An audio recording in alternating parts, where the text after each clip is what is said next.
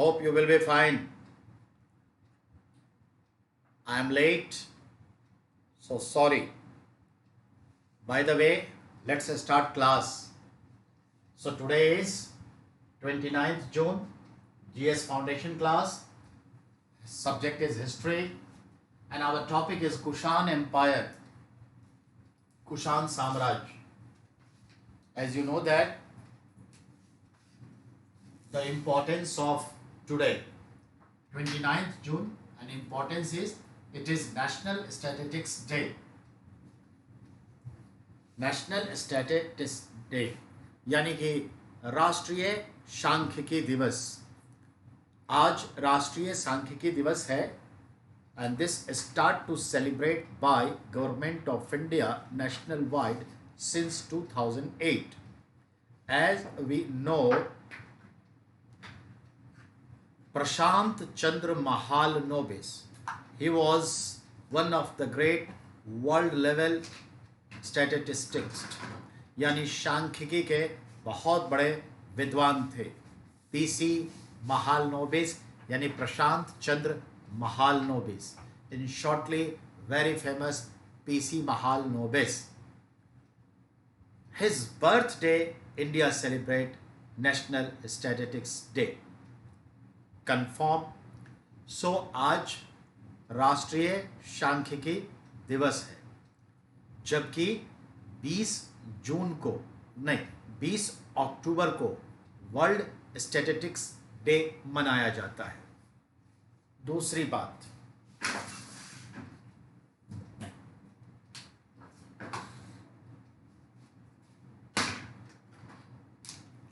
तो मैं ये कह रहा हूं कि इन्होंने ही सेकेंड 5 ईयर प्लान बनाया, अर्थात the model of second 5 year plan was based on Mahalanobis, so it's considered Mahalanobis model. Mahalanobis ने हैवी इंडस्ट्री को फोकस्ड किया था, भारी उद्योग को. इसीलिए जब भी आपसे पूछे which one 5 year plan considered Mahalanobis model, your answer will be second 5 year plan. That was during 1956 till 1961 for 5 years. Secondly, which one 5 year plan was considered Mahalanobis model, considered heavy industry model? Who given the heavy industry model? Mahalanobis. Under the which model the first iron and steel plant established in India its laid foundation? That was Bhilai steel plant in 1959 2nd February during second 5 year plan.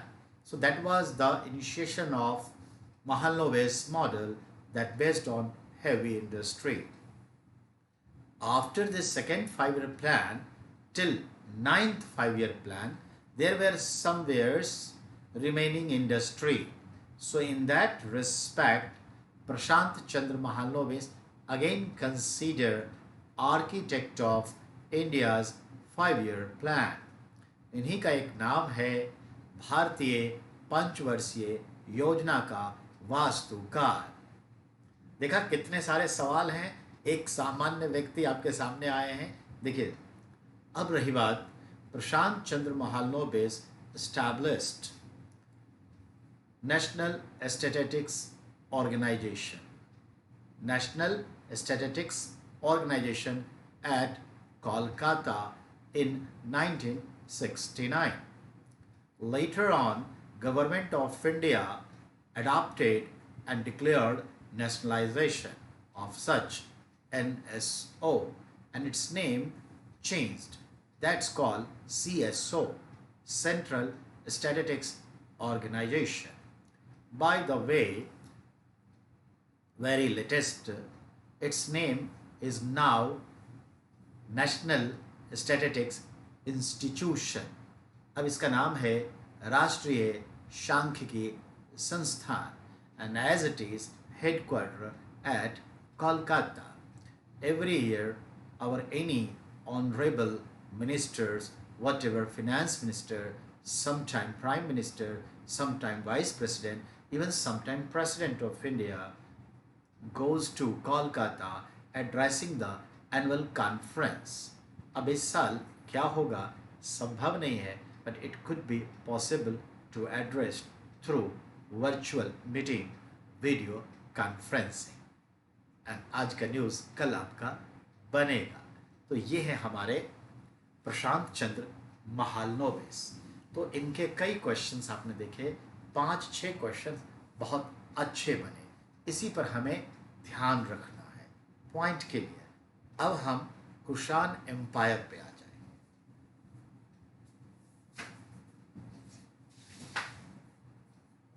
तो national statics की बात खत्म. अब हमारा है Kushan empire. ये हमारा topic है और इसे माना जाता है कब से. तो जनरली देखा जाए तो first century AD2, second century AD, ये देखा जाता है. देखा जाए तो और आगे है सेकेंड सेंचुरी या थर्ड सेंचुरी कह देते हैं, पर ये सेकेंड सेंचुरी तक देखते हैं. अब इसमें हम देखते हैं ये कहाँ से कैसे आए उसके बारे में. तो देखा जाए तो एक्चुअली फर्स्ट सेंचुरी में कब से, तो कब से का जब सवाल है तो ये माना जाता है 19th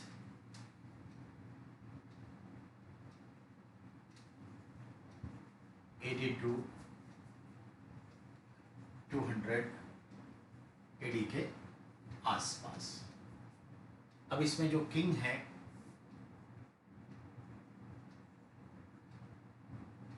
और ये कहाँ पे हम बोलेंगे नॉर्थ इंडिया.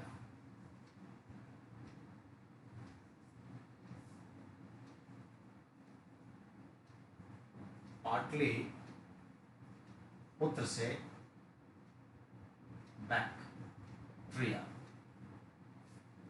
तक, यानी सेंट्रल एशिया. किंग को देखें तो पहला किंग जो आता है कुजूल कडफिसस, और इसी को हम लोग एक और नाम देते हैं, ठीक है, कडफिसस फर्स्ट. सेकेंड आएगा वीमा कडफिसस, इसी को कहते हैं कडफिसस सेकेंड. तीसरा आता है कनिष्का, और कनिष्क को कोई ऐसा कोई नाम नहीं देते. चौथा आता है भविष्का, ठीक है. पांचवा वाशिष्ठ,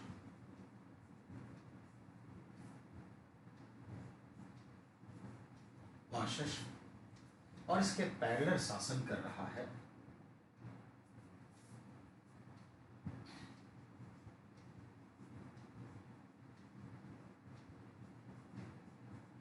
कनिष्का सेकेंड,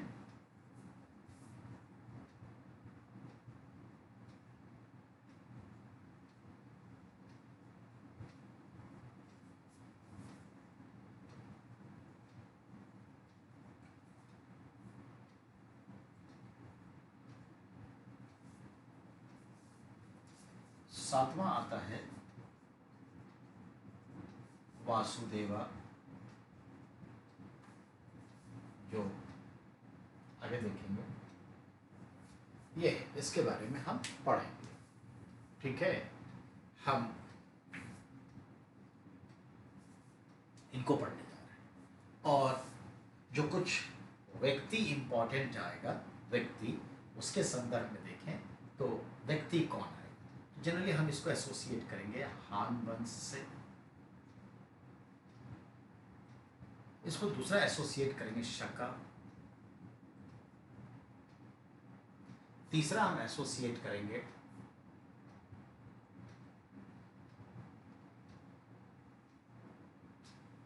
देवपुत्र। है देवपुत्र शब्द तो अभी आपके लिए नहीं यूज करेंगे। अब अगला जो एक पैटर्न बनेगा उसमें हम देखेंगे पार्शु, पार्शु के बाद वसुमित्रा, वसुमित्रा के बाद अश्वघोष, फिर उसके बाद नागार्जुना, फिर हम लेके आएंगे चरक, और ऐसी ढेर सारी बातें होंगी। ये सब बातें हम आपसे करने जा रहे हैं। थोड़ा सा फर्स्ट सेंचुरी एडी से सेकेंड सेंचुरी एडी के आसपास हम देखते हैं कुषाण एम्पायर रूल कर रहा है। 19 एडी से जनरली इसकी शुरुआत मानी जाती है, कहीं 15 एडी 15 एडी दिखाएगा तो कहीं 19 एडी। नॉर्थ इंडिया में इसका शासन है। अब नॉर्थ इंडिया को गौर फरमा के देखें तो पाटलिपुत्र जो पटना है वहां से नॉर्थ वेस्ट में देखें तो बैक्टीरिया, बैक्टीरिया यानी बल्क, और बल्क का सीधा सा मतलब है अफगानिस्तान की ओर। तो ये अब है यहां पर कि इस समय में सेंट्रल एशिया तक इसका शासन था। यहां पर कुछ शासक जो रूल किए उसमें देखते हैं कुछ किंग्स हैं, कुजूल कडफिसस, ये सवाल है। इसी को कडफिसस फर्स्ट भी कहते हैं। इसका बेटा वीमा कडफिसस, और उसको कहते हैं कडफिसस सेकंड कहते हैं, वीमा कडफिसस। फिर आता है कनिष्क, और कनिष्क को कोई अलग नाम नहीं मिलता। हुविष्का, उसके बाद हुविष्का आता है, इसका भी कोई अलग नाम नहीं है। फिर वाशष्क आता है, फिर कनिष्का सेकंड आता है, फिर वासुदेवा, और वाशष्क और कनिष्क सेकंड समानांतर शासक, parallel government at A time दोनों जगह सत्ता संचालित करता है अलग अलग क्षेत्रों पर। इसी डायनेस्टी के तहत हम पढ़ेंगे हान वंश के एक थोड़े से सोर्स के रूप में। फिर हम शका, जो शक राजा लोग थे नाहवान सब, उसके बारे में, ठीक है। फिर है आपका परशु नाम के भिक्षु, वसुमित्र नाम के बौद्ध भिक्षु, अश्वघोष नाम के बौद्ध विद्वान, नागार्जुन नाम के बौद्ध विद्वान, और चरक नाम के चिकित्सक, इन सब के बारे में हम पढ़ेंगे। पांचाओं के बारे में भी हम लोग पढ़ेंगे। पांचाओं जानते हैं, पांचाओं के बारे में भी पढ़ेंगे। तो बहुत ही इंटरेस्टिंग स्टोरी शुरू होने जा रहा है, इसको गौर से सुनना है पहले, ठीक है। भारत के नक्शे के संदर्भ में अगर देखा जाए तो नक्शा को आप कैसे समझेंगे, तो मैं कोशिश करता हूं आपको दिखाने की। जरा गौर फरमाइए, ये जो डार्क ग्रीन वाला पार्ट है, डार्क ग्रीन, ये डार्क ग्रीन वाला पार्ट कनिष्क का, कुषाण वंश का राज्य है। The empire of Kushan, Kushan empire है ये आप बेहतर ढंग से देख सकते हैं, ठीक है। ग्रीन पार्ट, पाटलिपुत्र पूर्व में, ईस्ट में पाटलिपुत्रा, और वेस्ट में बैक्टीरिया यानी सेंट्रल एशिया तक चला जाता है। तो ये ध्यान रखिएगा, ठीक है। तो ये शख्स है इसका, तो इसकी कहानी हम आपको जुबानी सुनाने जा रहे हैं, गौर से सुनिएगा। कुषाण साम्राज्य के संदर्भ में हमें जो जानकारी मिलती है वह चीन के हान वंश डायनेस्टी के इतिहास, द हिस्ट्री ऑफ हान डायनेस्टी में भी कुषाणों का जिक्र है। पेरिप्लस ऑफ द एरिथ्रियन सी में भी कुषाण साम्राज्य का जिक्र है। कल्हन ने जो राज तरंगनी कश्मीर के राजाओं के ऊपर जो पुस्तक लिखी, जिसमें कश्मीर के राजाओं का इतिहास है, 1149 में जो लिखा गया, राज तरंगनी यानी कल्हन कहता है कि कश्मीर को जीतकर कनिष्कपुर नाम का जो शासन था वह किसने स्थापित किया, तो इसे स्थापित करने वाला कनिष्क था। कश्मीर में यूनानी शासक पहुंच चुका था हॉर्म्यूस। हॉर्म्यूस को पराजित करके ना सिर्फ कश्मीर बल्कि काबुल को भी अपने कब्जे में लिया कुशानों ने, ये जिक्र है। तो ये आप समझ गए। तो हमें पेरिप्लस ऑफ द एरिथ्रियन सी से, कल्हन की राज तरंगनी से, हिस्ट्री ऑफ हान डायनेस्टी चाइनीज सोर्स से, चौथा हवेन सांग का जो यात्रा वर्णन है, ट्रेवेलॉग ऑफ हवेन सांग, हवेन सांग से हमें पता चलता है उसकी यात्रा वर्णन से, ट्रेवेलॉग से, कि ये कहानी थी। इतना ही नहीं, और भी सोर्सेस है जिससे हमें कुषाण वंश के, अब ये तो लिटरेरी सोर्स हुआ। इसके अलावा हम देखें तो कुषाण के संदर्भ में हमें एक और जगहों से पता चलता है, that is called the archaeological evidence. अगर हम आर्कोलॉजिकल एविडेंस की बात करें तो मथुरा में, गंधार में दो बड़े मूर्ति कला केंद्र विकसित हुए इनके समय में। वहाँ की मूर्तियों से, आर्कोलॉजिकल एविडेंस से हमें बहुत कुछ कुषाणों के बारे में जानकारी मिलती है, उसकी राजनीति, उसकी कला, ठीक है, संस्कृति, सब के विषय में, मूर्ति कला के विषय में भी, उद्योग धंधे व्यापार के भी विषय में जानकारी मिलती है। चलिए, ये तो हम सोर्स पे बात कर लिए, तो स्रोत खत्म, तो सोर्स की बात हो गई, ठीक है। अब अगले पॉइंट पर आइए। आप बेटा स्टोरी डेवलप करने जा रहे हैं, स्टोरी सुन रहे हैं, तो सोर्स सबसे पहले जानना जरूरी था। अब सोर्स के बाद आइए क्या, चाइना के पश्चिमी क्षेत्र में, western border of China, south western border of China क्षेत्र में हम देखते हैं कि कई कबीले, जंगली जनजाति रहते थे। ट्राइबल्स कह सकते हैं, जंगली जनजाति कबीले रहते थे। उसमें एक थे यूची, एक था तोखारी। यूची और तोखारी, इसके अलावा और भी 3 ट्राइब्स थे। ये कुल 5 ट्राइब्स थे जो चीन पर आक्रमण की कोशिश करते रहे और अपने आसपास के क्षेत्रों को भी रौंदते रहे। पर चीन ने, आपको भी पता है कि बहुत पहले ही चीन की बड़ी ऊंची लंबी दीवार बन जाने से वह चीन की ओर नहीं जा पाया और हान साम्राज्य ने इसे कुचलने की कोशिश की। तो ये सारे जो थे जम करके इधर उधर फैल गए, कुछ मध्य एशिया, सेंट्रल एशिया की ओर गए और कुछ जो है भारत की ओर अग्रसर हो गए। भारत की ओर जो अग्रसर हुए तो उसके संदर्भ में हम बात करेंगे। भारत का संदर्भ जो है ये ध्यान देंगे।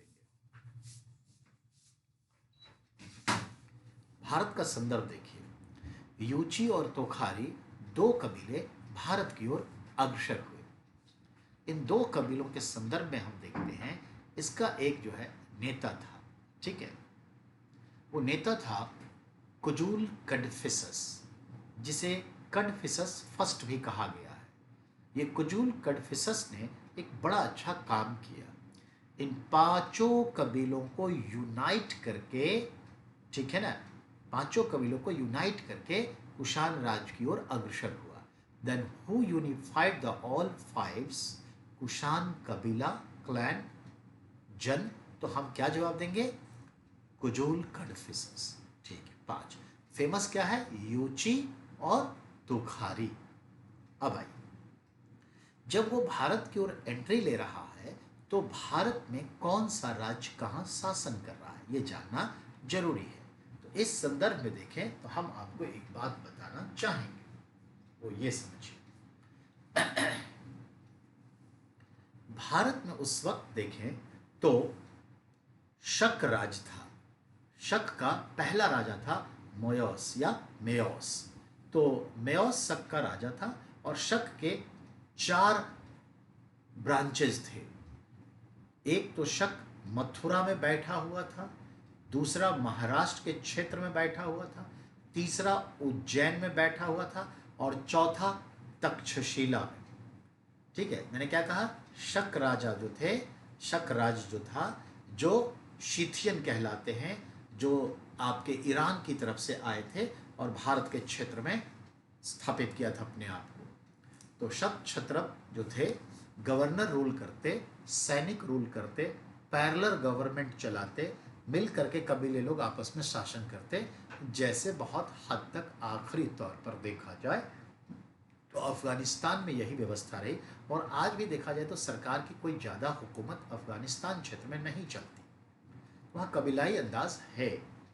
अफ्रीका के कई देशों में यही अंदाज है। आज थोड़ा मॉडर्न टाइम में उसको कहते हैं बोको हराम, अल शबाब, सब अलग अलग क्षेत्र पे। ऐसे देखिए, कुछ बगदादी का क्षेत्र, कुछ सीरिया के अल अशद का क्षेत्र, तो कहीं पर थोड़ा सा अलग क्षेत्र, ये कंटिन्यू आज भी दिखता है। पर इतिहास जब पन्नों में आएगा तो 30-40 साल बाद जब पढ़ा जाएगा तो हमारे संतान आगे यही सब पढ़ेंगे, तो ध्यान रखना है। अब हम देखते हैं कि होता क्या है। तो तक्षशिला का जो शक क्षत्रप है, उसे मार करके तक्षशिला, काबुल, ठीक है, कश्मीर का एक बड़ा क्षेत्र, ये सब जो है पैचअप कर लेता है। ठीक है, समय के साथ देखते हैं जो आपका मथुरा वाला क्षेत्र है, तो मथुरा में जो शक क्षत्रप का राज्य है, उसे कनिष्क समाप्त करके कब्जे में ले लेगा। कनिष्क समाप्त करके कब्जे में ले लेगा। और जो ये आपका महाराष्ट्र में है नहपान वाला, तो महाराष्ट्र में इसे शातवाहन राज समाप्त करके ले लेगा। गौतमी पुत्र शातकर्णी ने क्या किया था, शकों का नाश किया था। तो शातवाहन शकों को महाराष्ट्र से निकालेगा, दक्कन में, मथुरा में कनिष्क निकालेगा, और जो तक्षशिला है वहां से शकों को कुजोल निकालेगा। उज्जैन में भी कनिष्क लड़ाई करेगा, कनिष्क सेकंड लड़ेगा, पराजित करेगा, पर वो सरवाइव करेगा शक। और ये फाइनली किसके द्वारा समाप्त किया जाएगा, तो रिमेंबर, ये फाइनली जो समाप्त किया जाएगा वो आएगा चंद्रगुप्त द्वितीय विक्रमादित्य गुप्त शासक, जो उज्जैन से शकों को पराजित करके अपनी सेकंड कैपिटल को स्टैब्लिश करेगा, और इस तरह से शकों को हमेशा के लिए नाश करेगा। और इस खुशी में वो चांदी के सिक्के जारी करेगा। समझ में आई बात? तो ये है आपका। तो ठीक उससे पहले शक जो है 4 ब्रांचेस में भारत में फैले हुए थे। अब आ जाइए उसके बाद की बात को हम लेके चलते। तो अब ये 4 ब्रांच में फैले थे, तो हम समझ में आ गई बात। अब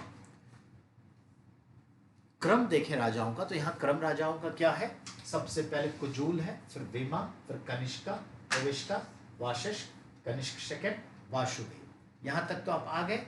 चलिए अब इसको हम मिटा दें। ठीक है, अब इसे हम मिटा दें।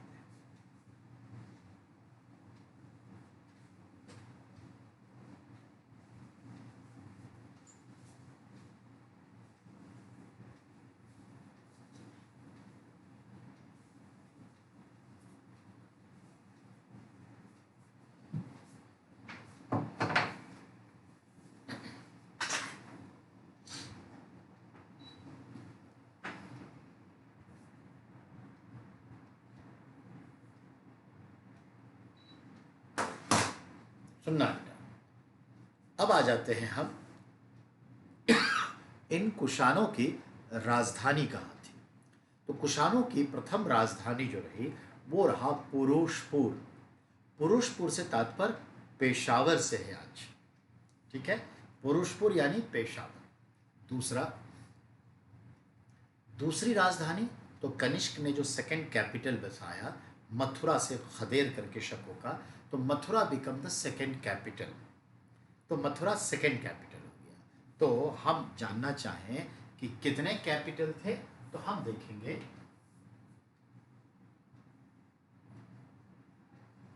कैपिटल 2 था। एक क्या था,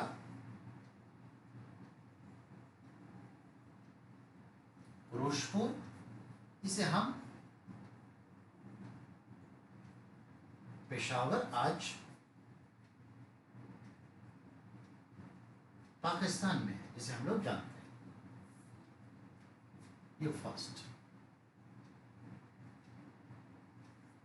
सेकेंड कैपिटल मथुरा थी, ये भी तो याद रखिएगा। चलिए अब आपसे पूछता है फाउंडर कौन था? कुजूल कन्फ्यूशस, यानी उसी का नाम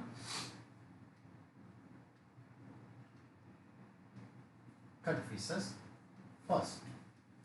जनरली कब से कब शासन किया, तो देखते हैं इसका शासन जनरली कहां तक जाता है।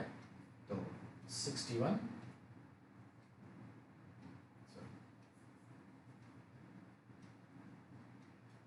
69 एडी के आसपास ये शासन। ठीक है, सवाल बनेगा ना कैपिटल कहाँ है, तो कैपिटल पुरुषपुर यानी पेशावर है। तो ये चीजें। अब है केम फ्रॉम।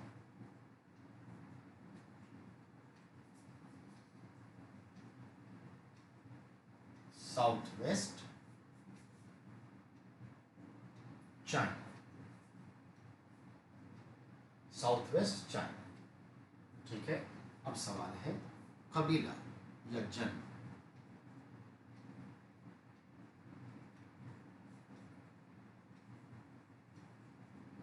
कबीला कितने थे टोटल? 5।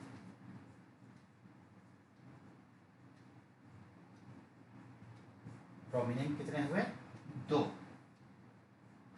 यू ची, और दूसरा तो खा री, तो खा। दो कबीला प्रोमिनेंट हुए,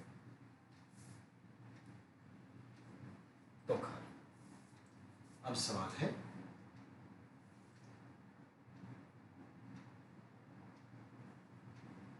काबुल।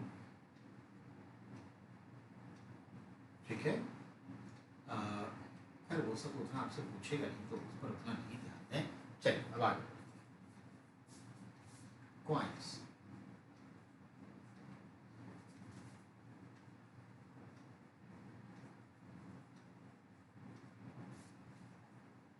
कॉपर में बात।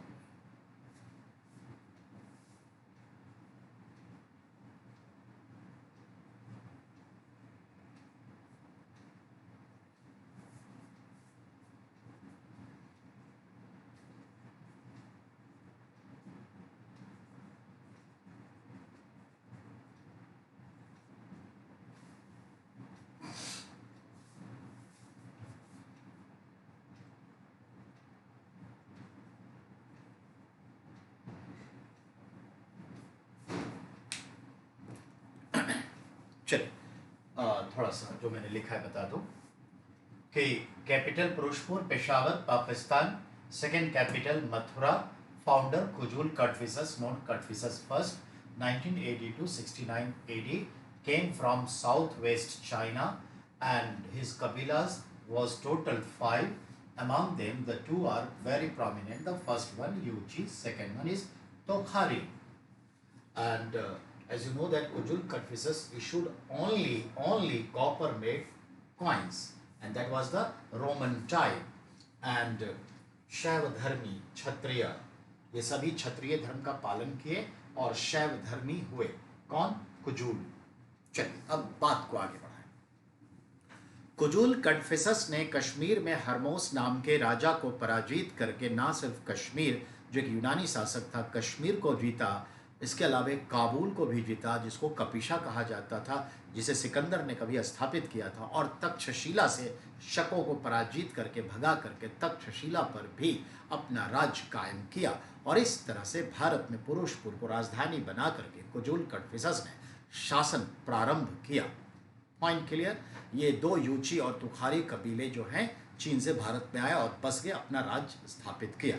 एक पॉइंट। दूसरे पॉइंट पर कुजूल कन्फिसस ने भारत में सिर्फ और सिर्फ तांबे के सिक्के जारी किए। इन तांबे के सिक्के पर जो है शैव धर्म से रिलेटेड जो है चित्र होते थे। No doubt. और खास करके इसके सिक्के पर एक तरफ कश्मीर के जिस राजा को हॉर्मुस को पराजित किया वो, और दूसरा खुद के तस्वीर थे। तो याद रखिएगा सिक्के पर जो तस्वीर है that is important. Picture on coin, एक तरफ कौन है कॉइन, ध्यान रखेगा कुजूल है, और दूसरी तरफ हॉर्मुस है, ठीक है, डिफीटेड किंग ऑफ कश्मीर। ये याद रखिएगा, ये बहुत इंपॉर्टेंट है, ठीक है, इसको आप ध्यान में रखेंगे ही। तो ध्यान में रखना क्या है आपको, सिक्के पर हॉर्मुस नाम के राजा का है तस्वीर। तो कश्मीर को पराजित किया तो उसके राजा की जो तस्वीर थी वो एज इट इज रहा, दूसरी तरफ अपनी तस्वीर डलवा दिया। तो ये किसका सिक्का है, कुजूल का। कुजूल से अब बात नहीं करनी चाहिए। अब हम बात करेंगे बेटा उसके पुत्र वीमा कडफिसेस की। इसके बारे में इतना ही याद रखिए, 5 क्वेश्चंस अच्छे हुए। पहला बेटा, ठीक है, फाउंडर है, ये याद रखिए। दूसरा, ये कौन से 2 कबीले थे, यूची और तुखारी से। अच्छा, यूनिफिकेशन ऑफ 5 कबीला किसने किया, इसी ने किया, कुजुल कडफिसेस, ठीक है, तो आप भी जानते हैं।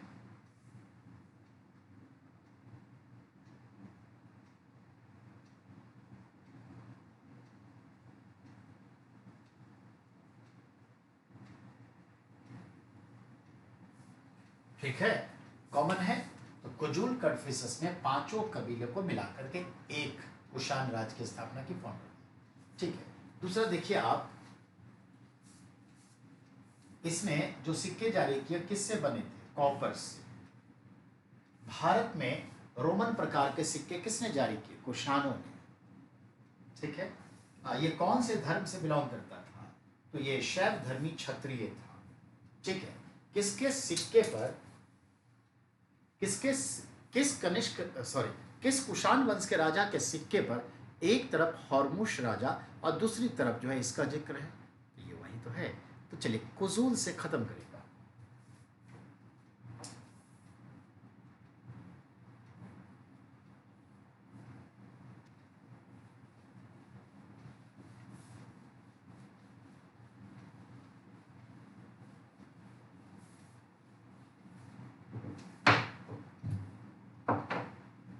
अब जो नेक्स्ट है बेटा वो नंबर 2 पे आ गया, वीमा।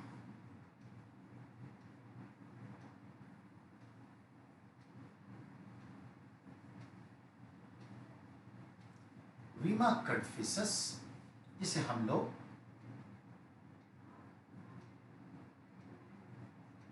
कडफिसेस सेकेंड भी कहते हैं।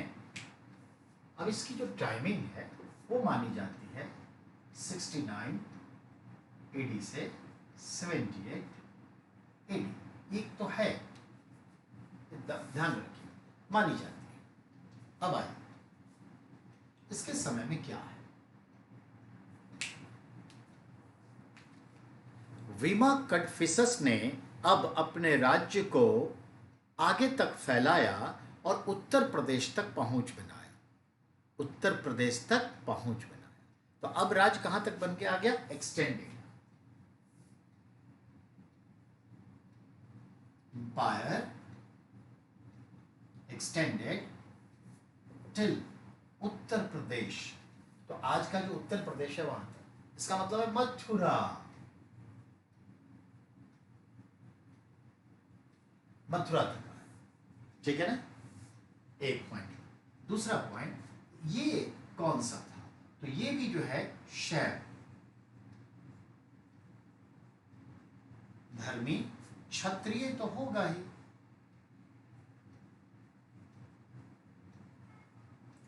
क्योंकि ये लोग जो आए तो क्षत्रिय धर्म का पालन कर लिए, व्रत क्षत्रिय, निम्न कुल के क्षत्रिय होते, तो शैव धर्मी थे, ठीक है। अब इनके क्वाइंस देखिए, ठीक है ना, इनके कॉइन्स अब कॉपर एंड गोल्ड, अब कॉपर प्लस गोल्ड के बनने लगे। एक तो ये देखा हमने कि गोल्ड कॉइन्स आ गया। अब इनके सिक्के पर क्या है जरा ये देखा जाए। इनके सिक्के पर, ठीक है ना, शिव है, नंदी है, त्रिशूल है, ठीक है ना, शिव है, नंदी है, त्रिशूल है। इसके अलावे और क्या है, तो विष्णु है, ये भी है। अब टाइटल में क्या है, महाराजा, धीराज, तो महाराजा भी है,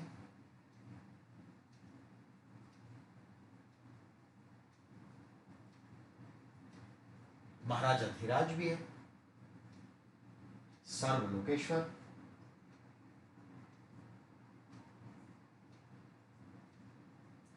ये सब टाइटल है। ध्यान देंगे, वीमा कटफिसस, वीमा कटफिसस के सिक्के कॉपर के भी हुए, प्लस अब ये गोल्ड भी जारी किया। इसके सिक्के पर शिव के, नंदी के, त्रिशूल है, विष्णु है, महाराजा, महाराजा धीराज का टाइटल भी है, और सर्व लोकेश्वर का भी टाइटल है। तो कहने का मतलब है ये भी शैव धर्म में ही है, हालांकि विष्णु भी है, लेकिन धर्म इसका शैव क्षत्रिय है। तो पहली बार अब आपका सवाल, वह कुषाण शासक जो सर्वप्रथम गोल्ड कॉइन्स इश्यू किया, तो यही है, और रोमन टाइप चल ही रहा है, तो ये ध्यान में रखना। तो पॉइंट यहां तक क्लियर हो गया, ठीक है। अब आ जाते हैं, वीमा सेकंड है, ये ध्यान में रखिएगा।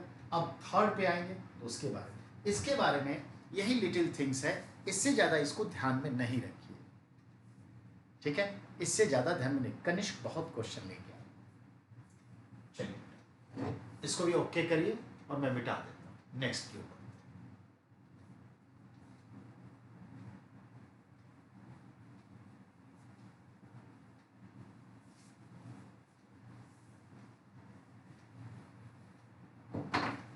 अब जो तीसरा है आपका, वो है कनिष्क का।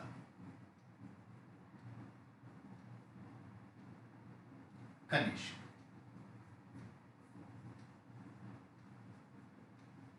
Greatest king of this dynasty, तो greatest king of this dynasty, इस वंश का सर्व प्रतापी राजा,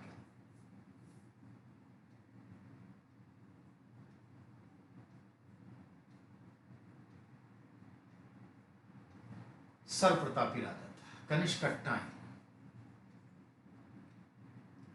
78, वैसे 72 एडी से 123 एडी माना जाता है, ये ध्यान रखिए। लेकिन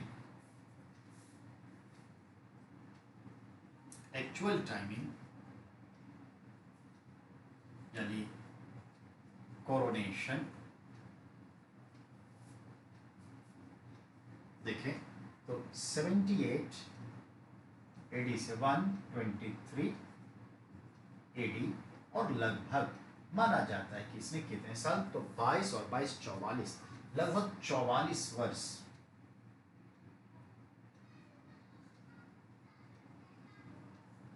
रूल किया, तो लगभग 44 वर्ष रूल किया। तो ये है कनिष्क, ठीक है। ये भी धर्म देखें तो हम शैव धर्मी, बट बैप्टिज्म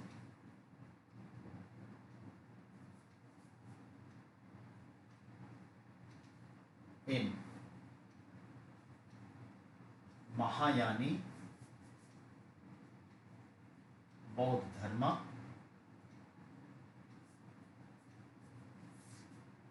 and declared बौद्ध धर्म is state religion.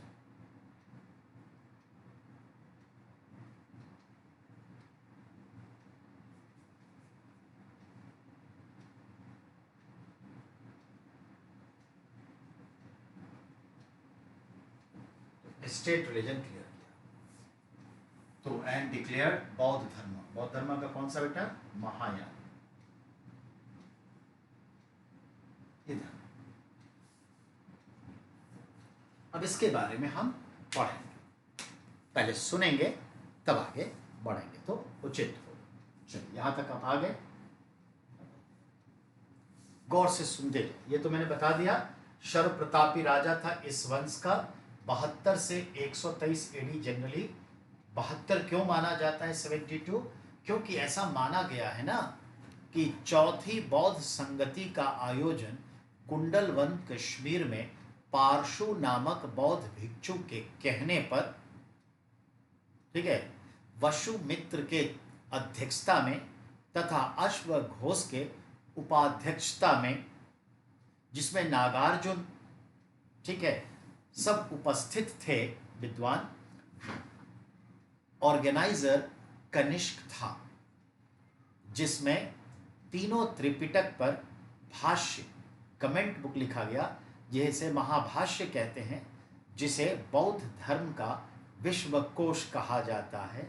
ठीक है, तो ये सब किसने ऑर्गेनाइज किया? कनिष्क ने 72 एडी में। जरूर उसका शासन रहा होगा तभी तो, लेकिन उसे हम विधिवत राज अभिषेक करते हुए देखते हैं 78 एडी में। तो ये जो 6 वर्ष का गैप दिखता है, ये एक कंट्रोवर्शियल सिचुएशन क्रिएट करता है हिस्ट्री में। तो जनरली माना जाता है 72 एडी से शासन कर रहा है, लेकिन विधिवत राज अभिषेक कब किया तो 78 माना जाता है। ठीक है, ये ध्यान में रखने की चीज है। अब उसके पीछे 2 रीजन होंगे। अब देखिए तो जैसे रशिया में देखते हैं यूएसएसआर 1990 में डिस्ट्रॉय, लेकिन 1994 में विधिवत रूप से डिक्लेयर हुआ 12 जून को कि अब यूएसएसआर नहीं रहा और अब रसिया हो गया। तो 12 जून को नेशनल डे रसिया सेलिब्रेट करती है, इस बार भी की। ठीक वैसे ही बेटा जैसे बगदादी ही को देख लीजिए, बगदादी जो अभी सीरिया वगैरह में हालत खराब किए हुए था, अब तो नहीं रहा। तो वो जिस क्षेत्र में शासन किया, शासन तो शुरू हो गया, लेकिन जब वो पूरे क्षेत्र को एक शासन सूत्र में बांध दिया तो कहा कि अब विधिवत मेरा शासन है, अब मेरे सारे रिवेलियंस खत्म कर दिए गए हैं, ऐसे मान लीजिए।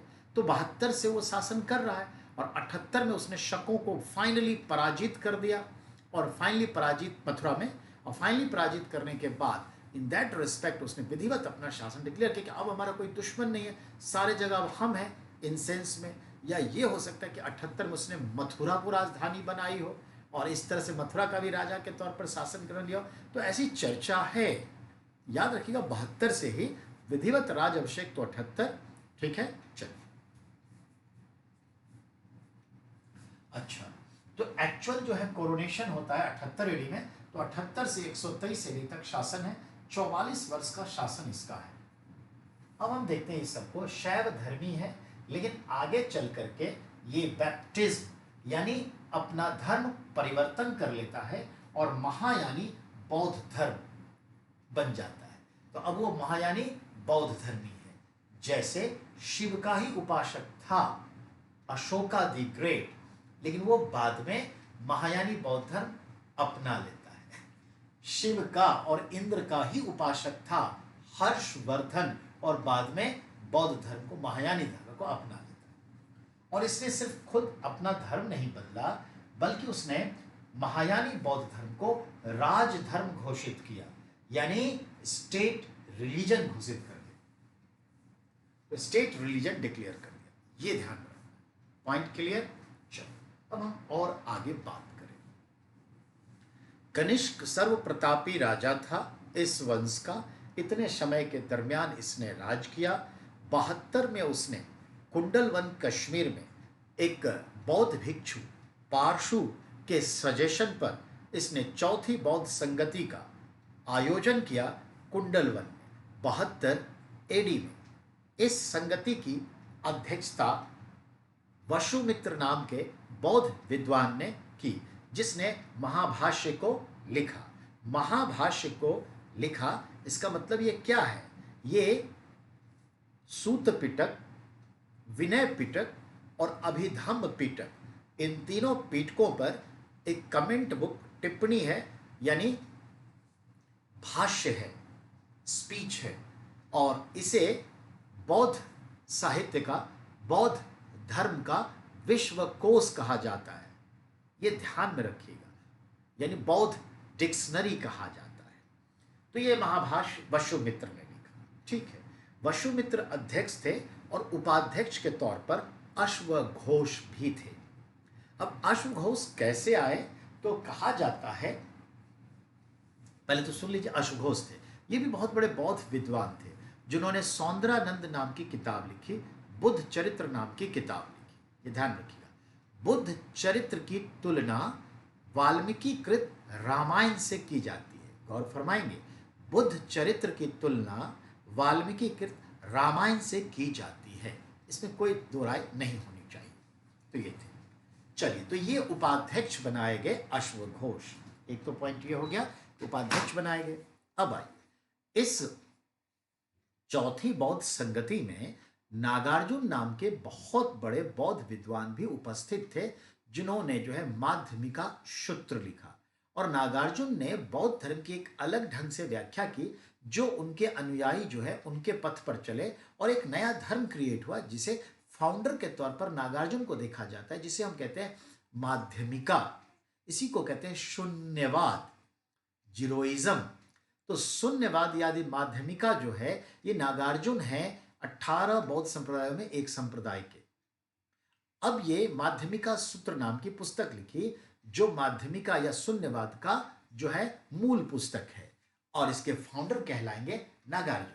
नागार्जुन ने जो माध्यमिक सूत्र लिखी है, उसमें सापेक्षता का सिद्धांत है, theory of relativity. Theory of relativity से तात्पर्य यह हो गया कि इसी संदर्भ में हमारे इस बौद्ध विद्वान नागार्जुन को भारत का आइंस्टीन कहा गया है। भारत का आइंस्टीन कहा गया है। और उस जमाने में बौद्ध धर्म में एक नई शाखा को आगे बढ़ाया, जिसकी वजह से इनको अगर तुलनात्मक रूप से देखें तो जैसे क्रिश्चियन में कैथोलिक धर्म चल रहा था, और कैथोलिक से ही डिवीजन हुआ जर्मनी में, जिसको कहते हैं प्रोटेस्टेंट। एक नया धर्म संप्रदाय निकला, सेक्ट प्रोटेस्टेंट। एक्चुअली जर्मनी में एक चर्च के फादर थे मार्टिन लूथर, और मार्टिन लूथर ने कहा कि इस धर्म में बहुत कमियां आ गई हैं, इसे चेंज करिए, बदलिए। और नहीं बदलने के लिए तैयार था जब पोप, रोम का पोप, तो इन्होंने कहा कि हम इसका प्रोटेस्ट करेंगे। और प्रोटेस्ट करते ही उनकी एक अलग पहचान बन गई, और उन्हीं को फॉलो करने वाले लोग प्रोटेस्टेंट कहलाए। तो जिस तरह से क्रिश्चियन धर्म में सुधार के लिए मिस्टर मार्टिन लूथर ने जर्मनी में एक आंदोलन चलाया, जो उसी धर्म से फादर थे, जुड़े थे, और आंदोलन का नतीजा हुआ एक नया धर्म विकसित हुआ, जो कैथोलिक के रूढ़िवादी परंपराओं से, आडंबर से बंधे परंपराओं से थोड़ा अलग था, लोगों को चैन मिला। ठीक वैसे ही देखा जाए तो हमारे रूढ़िवादी सनातन धर्म से ही तो बौद्ध धर्म, जैन धर्म निकला।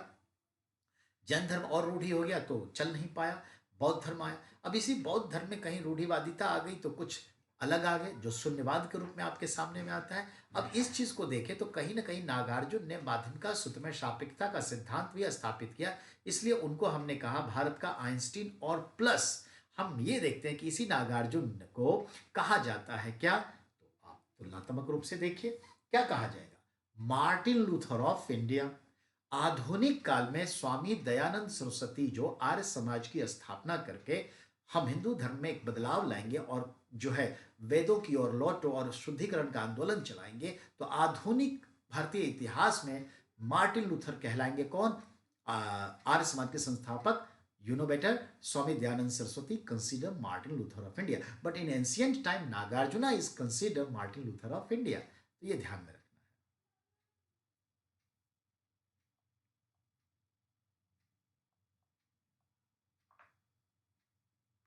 ये ध्यान में रखना है। ठीक है,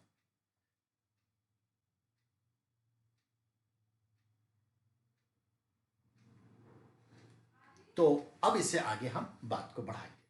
तो यहां तक तो आप समझ गए बेटा, नागार्जुन को समझ गए। अब अश्वघोष के बारे में समझिए, और उसके लिए जो मैं समझाना चाहता हूं उसको समझिए। तो महाभाष्य लिखे गए, ये सब सारी बातें हो गई। तो देखा आपने बौद्ध संगति। ध्यान देंगे, कुषाण वंश के तहत कनिष्क ने अपना जो है पूरे उत्तर भारत में अभियान किया और कभी हारा नहीं। इसकी तुलना समुद्रगुप्त से भी की जाती है। अब इसने पाटलिपुत्र पर भी आक्रमण किया। कहा? पाटलिपुत्र पर, यानी उस टाइम में हांचो करके उसका नाम था, हांचो, पाटलिपुत्र। पाटलिपुत्र पर आक्रमण किया और कहते हैं चूंकि महायानी बौद्ध धर्म अपना लिया था, तो पाटलिपुत्र में भगवान बुद्ध के भिक्षा पात्र, यानी जो बेगिंग वेजल्स थे, जिस बर्तन में वो भिक्षा मांगते थे, वो भिक्षा पात्र जो है वो लेके आया, और एक बहुत अच्छा कुक्कुट भी लेके आया। अब कुक्कुट का अर्थ क्या आता है? कोई सामान रहा होगा, वो भी उनको मिला। तो कनिष्क ने पाटलिपुत्र पर आक्रमण किया और जीत हासिल की, और पाटलिपुत्र को अपने राज्य का हिस्सा बनाया, पर कैपिटल नहीं बनाया। पर Pataliputra was under the territory of Kushan by Kanishka, so his boundary in eastern part extended till Patliputra. You can consider. And listen. तो पाटलिपुत्र को देखते हैं, वहां से बौद्ध धर्म भगवान बुद्ध के भिक्षा पात्र लाया, यानी बेकिंग वेजल्स। दूसरा एक कुक्कुट मिला, ये मिला। तीसरा वहां पर अश्वघोष नाम का एक विद्वान था, जो अभी अभी हमने चर्चा की है, अश्वघोष को लाया। समझ में आई बात? तो अश्वघोष उन्होंने एक बुद्ध चरित्र लिखी जिसकी तुलना रामायण से होती है। तो अश्वघोष बहुत बड़े विद्वान थे और इनके दरबार में आके रहने लगे। ठीक है, अब आइए, इसी कनिष्क के समय में एक चिकित्सक थे, फिजिशियन थे, जिनका नाम था चरक, जिन्होंने एक पुस्तक लिखी, चरक संहिता, जो चिकित्सा शास्त्र पे हमारा प्राचीनतम ग्रंथ मिलता है, actually focused on medical science, healing science, चिकित्सा शास्त्र पे। तो चरक संहिता लिखी, ऑब्वियसली संस्कृत भाषा थी, संस्कृत में लिखी। ये चरक भी कनिष्क के दरबार में रहते थे। तो देखिए, अश्वघोष हैं, उनके समय में चरक हैं, उनके समय में वसुमित्र हैं, उनके समय में पारशु हैं, उनके समय में नागार्जुन हैं। तो याद रखिएगा, अश्वघोष और चरक और नागार्जुन ये तो उनके राज्य में रह रहे हैं, उनके दरबार में। बाकी जो है वसुमित्र वगैरह भिक्षु, वो दरबार में क्यों रहेंगे? तो ये चीज है। एक पॉइंट ये समझ में आया। अब दूसरे पॉइंट पर कनिष्क ने क्या किया, तो चाइना का साम्राज्य और रोमन साम्राज्य, ये दो बड़े एम्पायर उस वक्त थे, रोमन एम्पायर और चाइनीज एम्पायर। इसका एक तूती बोलती थी। कनिष्क वो शख्स है कि तीसरा अंपायर दोनों के बीच में खड़ा कर दिया और दोनों के कनेक्टिविटी को बीच में तोड़ करके अपने राज्य का विस्तार नॉर्थ वेस्ट में कर दिया। ध्यान देने योग्य बात है। अभी देखिए, हमारा जो पाक ऑक्युपाइड जम्मू कश्मीर है, जो पाकिस्तान के कब्जे में, और उसी में थोड़ा सा पार्ट उसने चाइना को दिया, पाकिस्तान ने। और चाइना ने जो 1962 में हमारा पार्ट ऑक्युपाई किया, दैट्स कॉल्ड अक्साई चीन। तो आज नक्शे में जाइएगा, जो रोज आजकल चल रहा है, अक्साई चीन और पीओके वाला पार्ट, जो दोनों हमारे लद्दाख यूनियन टेरिटरी का हिस्सा है, उन दोनों के बीच में हम सियाचिन और गलवान घाटी के रूप में पड़े हुए हैं और दोनों को अलग किए हुए हैं। भविष्य में तो ये दोनों पर हम कब्जा करेंगे, ऐसी ही सोच लेके चल रहे हैं, पर फिलहाल दोनों को अलग किए हैं। ये दोनों मिलने का मतलब एक बड़ी शक्ति। ठीक वैसे ही रोमन एम्पायर सेंट्रल एशिया तक बढ़ के आया हुआ था, ईरान तक आया था। आप भी जानते हैं यूनान का सिकंदर कहां तक पहुंचा था। और इधर चाइनीज जो है पूरा साउथ वेस्ट तक था। ये ध्यान में रखिएगा। ऐसी परिस्थिति में ये जो शख्स है वो बीच का एक रास्ता निकालता है और वो साउथ वेस्ट चाइना को जीतता है। हान साम्राज्य राज कर रहा है और हान साम्राज्य का एक वीर सेनापति था, पान चाओ। कौन? पान चाओ। पान चाओ एक वीर सेनापति था। जैसे इसकी तुलना करनी हो तो झाओ याद आ गया होगा। फिलहाल जो हमारा डोकलाम विवाद हुआ, उसके पीछे उसके चाइना के वेस्टर्न कमांड का सेनापति झाओ ने चाल चली, और इसी झाओ ने अभी हमें गलवान में प्रॉब्लमेटिक सिचुएशन में डाला और झाओ को हटा भी दिया गया है, सुनने में आया है। तो झाओ ऐसे पान चाओ, तो पान चाओ वीर सैनिक था। पान चाओ से देखते हैं क्या। तो पहले वीमा कडफिसस साउथ वेस्ट चाइना पर कब्जा करने की कोशिश किया, जहां से वो लोग आए थे, असफल रहा, हार गया पांचाओ से। अब कनिष्क जो है पांचाओ से लड़ेगा, पहली बार हार जाएगा, पर हारा नहीं है अंदर से। फिर उसने दूसरा आक्रमण किया, जीत हासिल की, और पांचाओ का काम तमाम करके साउथ वेस्ट चाइना के 3 बड़े क्षेत्रों को अपने कब्जे में लिया, अपने प्रशासन में लिया। मालूम है कौन कौन? खोतान, यारकंद, ठीक है। तो खोतान लिया, यारकंद लिया, और काशगर।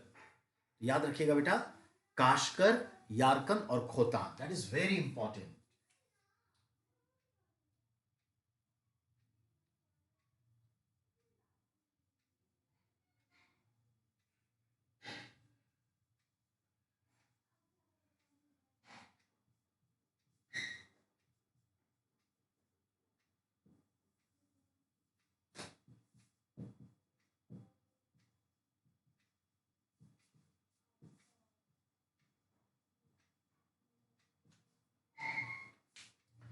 बेटा, कनिष्क ने Yarkand, Khotan, Kashgar, south west China के 3 पार्टों को जीता, पान चाओ नाम के सेनापति को हराकर। हान वंश के सेनापति पान चाओ को पराजित करके कनिष्क ने याशगर, यारकंद, काशगर, खोतान, तो फिर से मैं रिपीट करता हूं, खोतान, यारकंद और काशगर, तो इन सब को ले लिया, और इसी को कहते हैं साउथ वेस्ट को कब्जे में लेना। और इस तरह से चीन के साम्राज्य को उधर रोक दिया, रोमन एम्पायर को उधर रोक दिया, और बैक्टीरिया बल्क तक अपने राज को विस्तारित किया, और विस्तारित नहीं, प्रशासन दिया, बौद्ध धर्म को फैलाया। यही वो सिल्क रूट है जिस पर कब्जा किया। यानी पांचाओं की सेना को पराजित करके भारत के किस राजा ने चीन के सिल्क रूट पर कब्जा किया, रेशम मार्ग पर कब्जा किया? वो कनिष्क है। ये कनिष्क है जो रेशम मार्ग पे कब्जा किया, ये ध्यान में रखना है।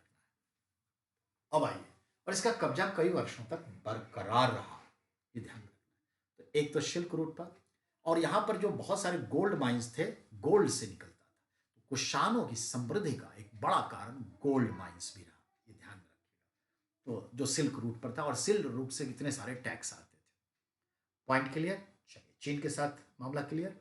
अब आते हैं, कुषाण राजा रहा। अब कुषाणों के बाद देखते हैं कौन आया, मतलब कनिष्क के बाद। तो कनिष्क ने जो इन सबको हराया, ताकत बढ़ी, कनिष्क ने विशुद्ध स्वर्ण सिक्के जारी किए, 100% pure gold coins, first time issued by in Indian history by Indo Bactrian king, Kushan dynasty king Kanishka. तो भारतीय इतिहास में कनिष्क पहला शासक है जिसने 100% प्योर गोल्ड क्वाइंस इशू किया, जो उसके समृद्धि को दिखाता है। ठीक है, गुप्तों ने सर्वाधिक मात्रा में गोल्ड कॉइन्स इशू किए, बट इम्प्योर, मिलावट थी, अशुद्धि थी। ये 100% शुद्ध था। दोनों के 2 क्वेश्चन है, याद रखिए। अब आगे, अब हम देखते हैं, कनिष्क के बाद आया हुविश्क। हुविश्क भी लड़ाई कर रहा है, लेकिन हुविश्क कहीं ना कहीं हम देखते हैं वो वैष्णव धर्मी है। तो कनिष्क के बारे में फिलहाल इतना पर रोकिए, क्योंकि जब पूरा कुषाण समझाएंगे तो अपने आप सब आ जाएगा।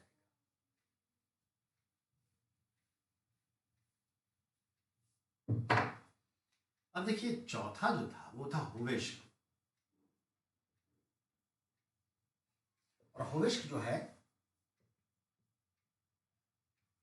वैष्णव धर्मी है, ये याद रखना आपको जरूरी, पूछेगा। तो इसके सिक्के पर विष्णु है, शंख है, ठीक है ना, ऑन कॉइन्स शंख का चित्र है। पुरुष कनिष्क सेकंड भी है, जैसे मैंने कहा कनिष्क सेकंड भी है यहाँ पे, तो 2 कनिष्क है भारतीय इतिहास में, ये भूलिएगा मत। चलिए यहां तक आप आगे। आखिरी कौन था, ऐसे सवाल होगा। लास्ट 7th जो था वो था आपका वासुदेव। और ये जो है शैव धर्मी है। नाम से ऐसा लगता है वासुदेव कृष्णा यानी शैव नहीं, वैष्णव है, पर नहीं, वो शैव धर्मी था, ये ध्यान में आपको रखना है। तो बेटा राजों के तरफ से जो राजा लोग हैं उसके लिए इतना है। अब जो मैं बात करने जा रहा हूं वो पूरा का पूरा कुषाण वंश के बारे में होगा, ठीक है, मूर्ति कला के बारे में, ध्यान रखिए। और भी चीजें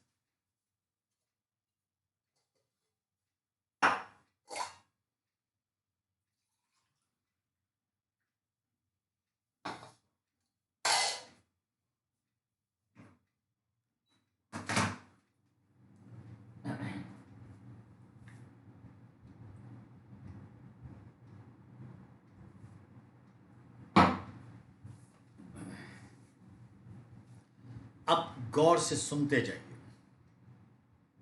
राज्य व्यवस्था कैसी थी, कुषाणों की राज्य व्यवस्था, गौर फरमाएंगे।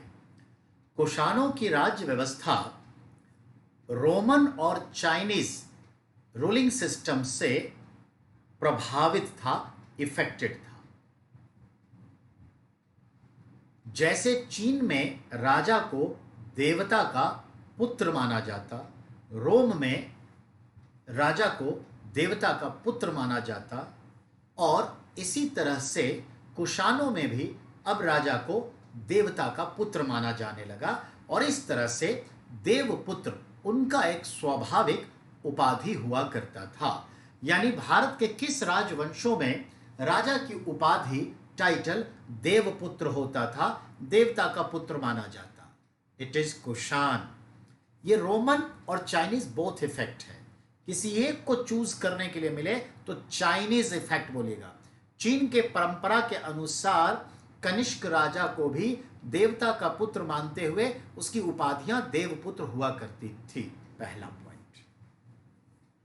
अब देवता का पुत्र है, राजा है, जब ये राजा मरता था तो अगला जो राजा होता था वह इन मरे हुए राजा को जो मंदिर बनाते थे, इन तमाम राजाओं को देवता के पुत्र के तौर पर, देव मंदिर के तौर पर देवकुल या देव मंदिर बनाते थे, जिन मंदिरों में राजा एज ए देवता के तौर पर स्थापित किया जाता था।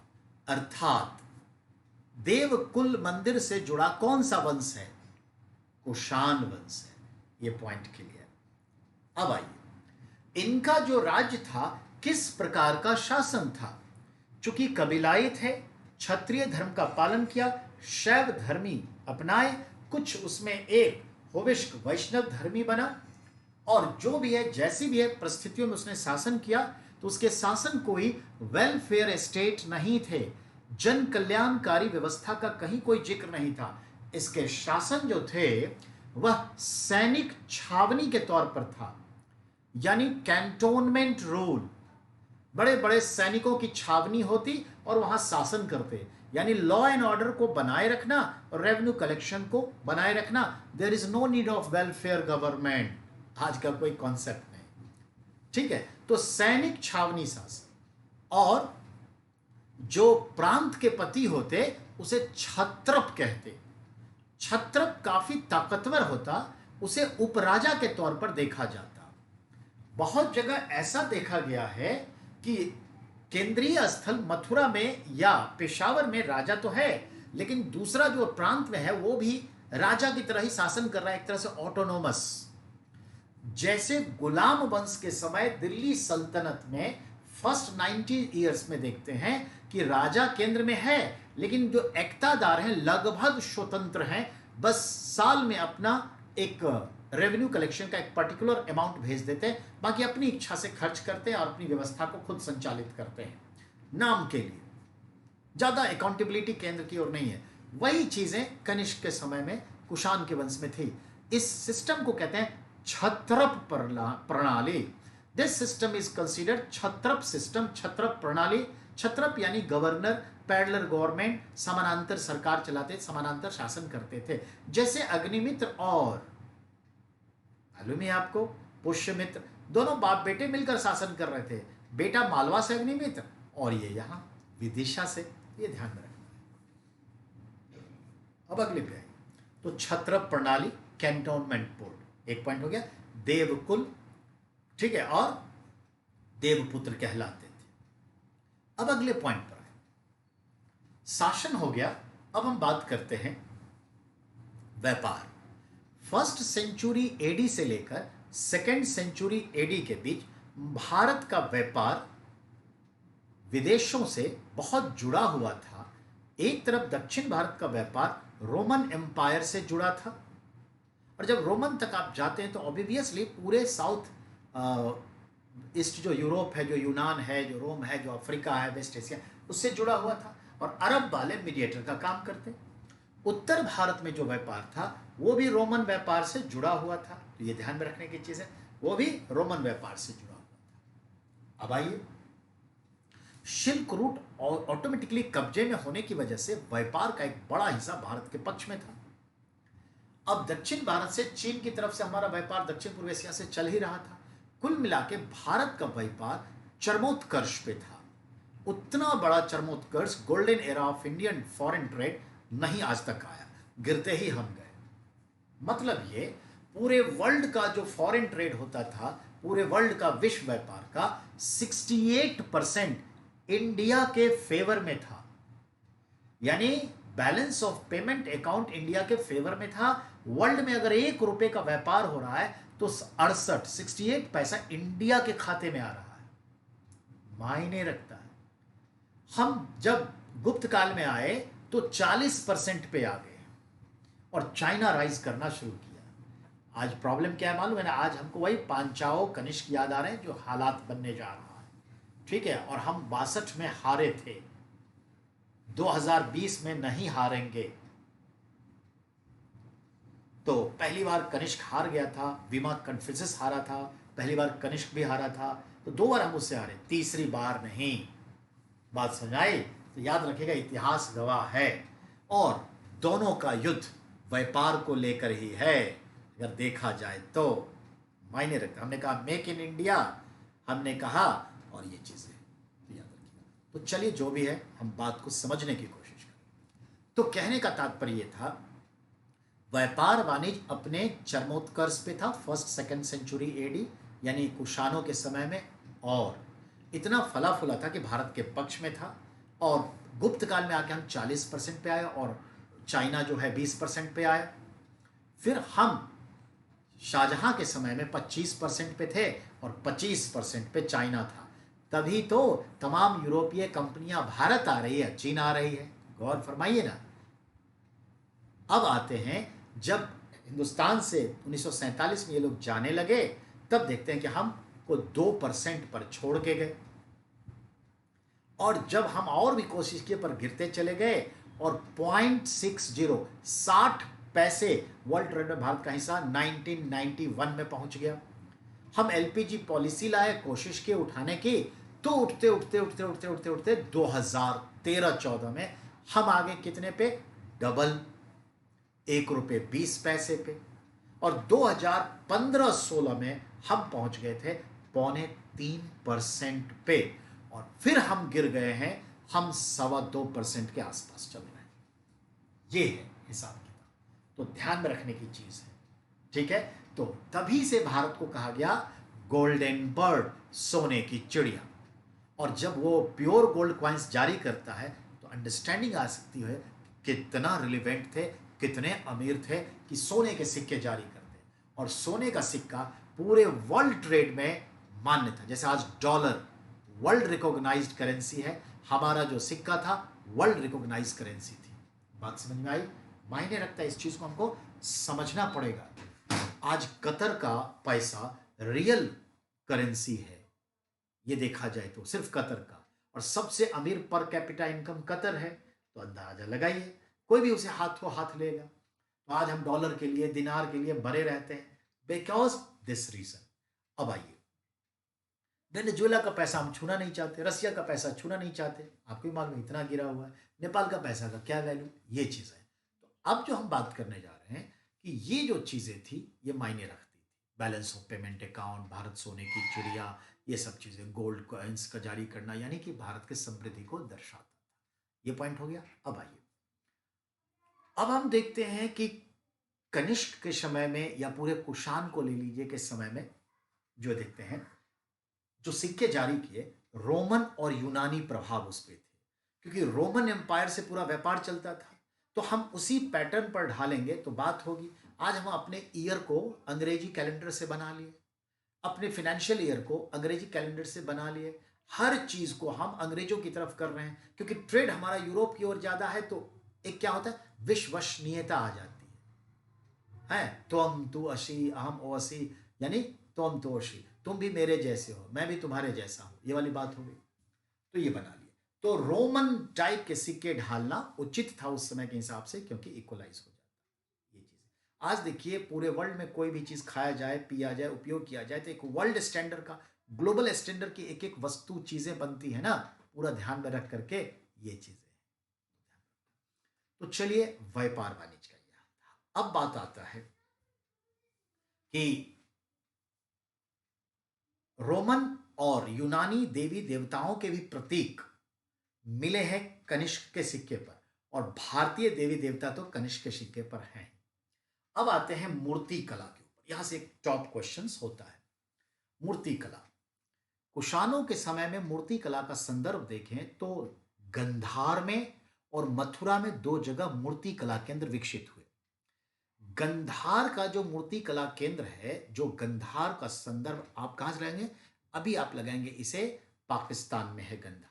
यहां पर जो है, सिकंदर के आने के बाद रोमन प्रभाव तो पड़ गया, तो रोमन और ग्रीक, यूनानी प्रभाव पड़ा, और भारत का हिस्सा तो भारतीय प्रभाव था ही।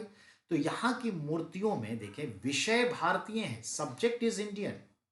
भारत के यक्ष, यक्षिणी, गौतम बुद्ध, जैन धर्म के ये सब मिलते हैं, देवी देवता, पेड़ पौधे, पशु पक्षी सब, और विषय भारतीय है, लेकिन शैली जो बनाने की है उस पर रोमन ग्रीक इफेक्ट है, रोमन ग्रीक इफेक्ट है।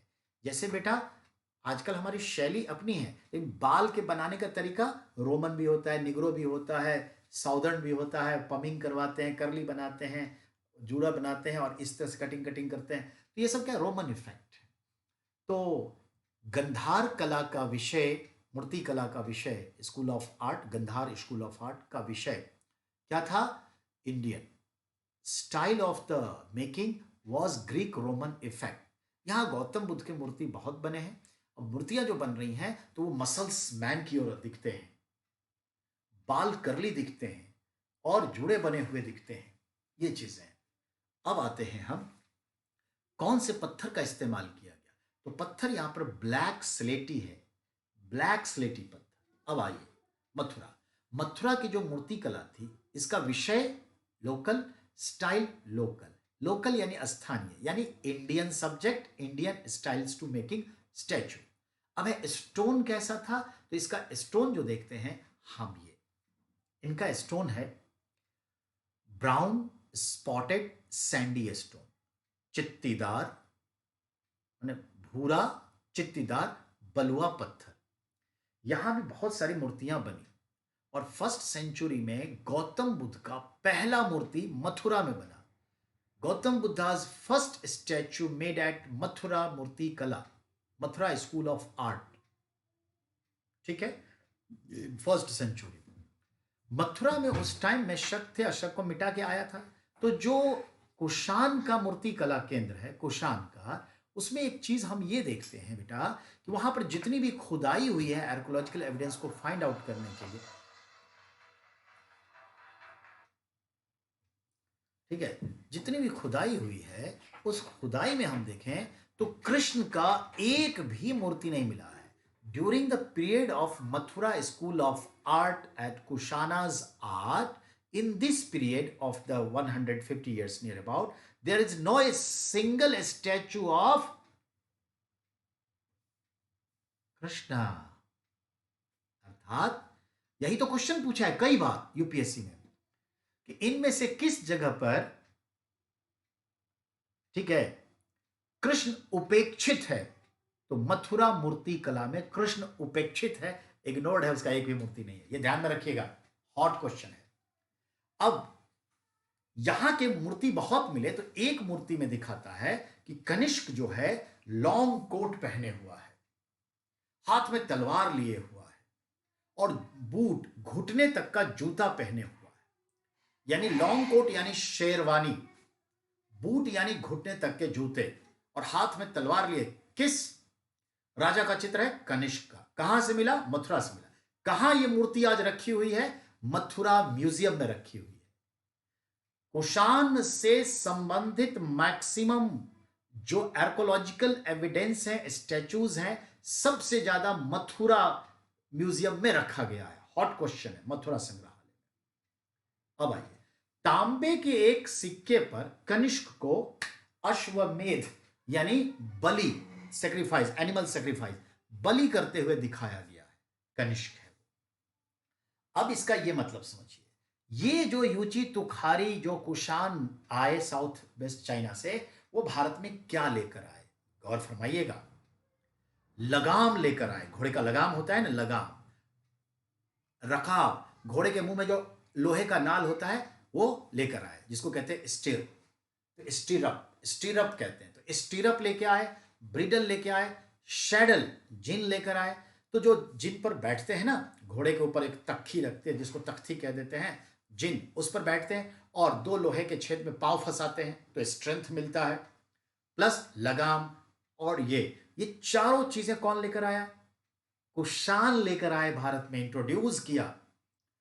जो कोई वेजल्स होता है, पात्र, तो उसको टिकने के लिए नीचे जो है गोरे लगे होते हैं, स्टैंड लगा होता है। लोटा उटा में देखते हैं, बाटी बाटी स्टैंड, उस अब तो आजकल ये सब खत्म हो गया, पर स्टैंड लगा होता था। वो कौन लेकर आए? कुषाण लेकर आए।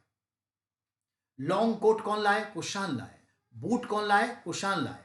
और जो हम लोग आजकल फुलवारी में पानी वानी देते हैं, ठीक है, जो फाउंटेन होता है, फाउंटेन कहते हैं, जालीदार से पानी निकलता है और देते हैं, वो स्प्रिंकल्स जिसे कहेंगे, ये स्प्रिंकल्स कौन लेकर आए? कुषाण लेकर के आए, जिसको हिंदी में गमला कहते हैं। तो गमला कुषाण लेकर आए। नैरो नेक वेजल्स, सुराहीदार पतली गर्दन वाली बर्तने, जो सुराही है, और ऐसी जो बर्तने हैं जो हमारे मुस्लिम बंधु सब और सेंट्रल एशिया में बहुत लोग यूज करते हैं, ठीक है ना, तो वो कौन लेकर आए? यही लेकर के आए। ये अच्छे तीरंदाज थे, गुड आर्चरिस्ट थे, अच्छे घुड़सवार थे, ये सब वो लेकर आए। और कुषाण के समय में इंडिया से हॉर्स चाइना सप्लाई होता था। Horse supplies from India to China, क्योंकि सेंट्रल एशिया से कनेक्टेड थे। तो ये थे। तो ये देखा आपने कुषाण। तो कुषाण जो है क्या क्या भारत में लाए, क्या हुआ, ये सब चीजें। तो मथुरा मूर्ति कला देखा, फिर आपने गंधार मूर्ति कला केंद्र देखा हमारा जो है उस टाइम में। अब देखते हैं कुषाण में जो कनिष्क हुआ, उसने राजधानी पेशावर में स्तूप भी बनाए, संघाराम मठ भी बनाया। कहते हैं एक स्तूप 7 मंजिला स्तूप बनाया था, जिसे हवेन शांग ने देखा था 7th सेंचुरी में। तो याद रखिएगा। और वो खुद महायानी बौद्ध धर्म को अपना लिया था, राजधर्म बौद्ध महायानी शाखा को घोषित कर दिया था। तो कहने का मतलब है कनिष्क का सिल्क रूट पे कब्जा, पांचाओं की सेना को हराना, मथुरा को सेकेंड कैपिटल बनाना, पाटलिपुत्र पर आक्रमण करके बौद्ध भगवान बुद्ध के भिक्षा पात्र कुक्कुट और जो है अश्वघोष को लेकर चले गए। शर्त के अनुसार इनके दरबार में चरक है, अश्वघोष है, और उनके समय में वसुमित्र है, नागार्जुन है, पार्श्व नाम का भिक्षु है, चौथी बौद्ध संगति है। A lot of things we have to be take decision, near about 40 big questions concerned to Kushan dynasty we find it yet. अभी हमने ये 40-50 क्वेश्चन पर अच्छी बातें की हैं, and all these are very fruitful for your examination. It is very relevant. ठीक है? So the time is up. I'm going to be shut down this video. Thank you very much. After 10 minutes later, I will come back with the current